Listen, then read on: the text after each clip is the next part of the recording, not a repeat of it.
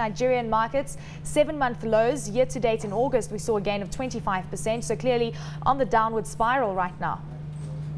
Hi, Eleni. Thanks for having me. Yes, the market has actually been on a downward spiral right now. And we actually see it as a good opportunity for value investors to really come in and take advantage of the opportunities available right now. What we've seen so far shows that the market really isn't, the trend in the market is really not in line with our corporate expectation for the banks, for most of the companies in our coverage space. We expect EPS to grow by about 35%. While we've seen just a 20% increase in price appreciation in prices for our coverage names. So we expect that most of the companies still have room for growth as well. And so my view is that this is actually a very good time to buy. Valuations are at all-time lows and appears very attractive right now. Well, Muyiwa, what are you buying right now? You're saying it's a great time to buy. What are you heading into? We know that cement companies have been doing relatively well. Some of those industrial stocks haven't been performing as badly as banks. Yes, in the way I would play it, I'll play some banks and also look at some non-financial names as well. In the banking space, I would buy GT Bank, First Bank, Diamond Bank, and Sky Bank. Those would be my top picks in that sector. And in the non-financials, I would look at a company like PZ. PZ just released results last week, and the numbers were quite strong. PZ would be a company that I would go into. I would also pick Flour Mills of Nigeria as well.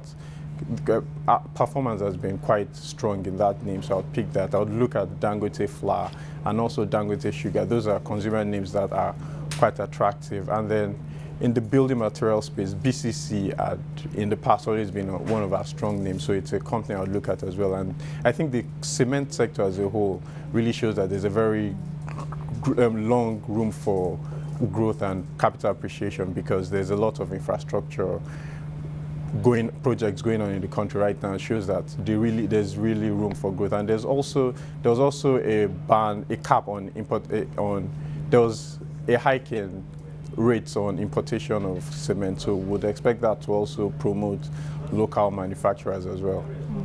Interesting comments from Central Bank Governor Lemido Sanusi yesterday, saying that banks are not going to raise lending to the private industry until the start of next year, of course, until the restructuring takes place. And of course, the central bank has bought the $10 billion worth of toxic debt. How is this going to be impacting the share prices of banks going forward?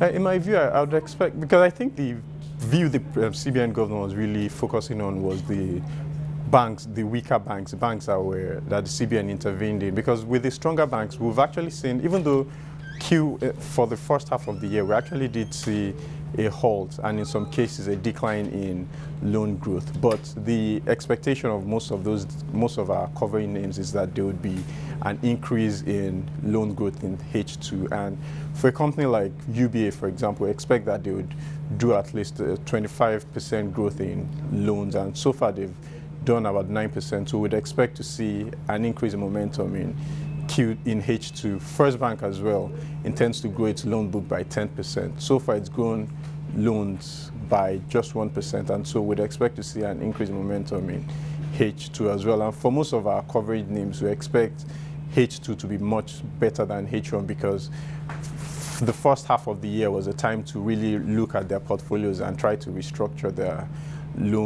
asset creation strategy, and we expect that momentum will build in H2. And for the weaker banks, the banks that are currently being supported by the CBN, we'd expect that after M&As happen in those names and after the AMCON has been able to take up toxic assets from those names, that's when they would actually have liquidity to be able to grow their assets book. So really, we expect that would happen in the later half of 2011, really, and not in the first half of the year. Well, Muyiwa, mentioning the AMCON, as you mentioned, the AMCON, and of course that is really top of the agenda for most investors out there because that is set to stabilize the banking system even further. You mentioned some of your favorite banks. You said GT Bank, First Bank, Diamond Bank as well. What kind of impact is AMCON going to have on the overall industry, and in particular the stock picks that you just mentioned? I think for the stock picks, the major impact it will have is that it would reduce that industry risk, because obviously there's a lot of the likes of Diamond Bank, First Bank, GT Bank are exposed to the weaker banks through the interbank market, and if the banks have not been resolved yet. They'll still need the support from the CBN, and that will still create an artificial environment for the market, and the market really won't be able to grow at the level at which you'd expect it to go on its own. And so if those are not being resolved, we'll still see investors being cautious in going into those names, because they know that as long as the much weaker banks haven't been resolved there, there's still that risk that it might impact those names, favorable names, negatively. So I think the reality is that exposure of the weaker banks is quite high. Total deposits of the weaker names is about 4 trillion naira, which is quite a huge number. And if it's not resolved, it would have a negative impact on the much stronger banks. Well, Governor Sanusi, as we said, alluded to the fact that we'll only really start seeing proper lending occurring early 2011. Do you think that perhaps we're going to start seeing far more shifts happening, given the fact that elections are coming up?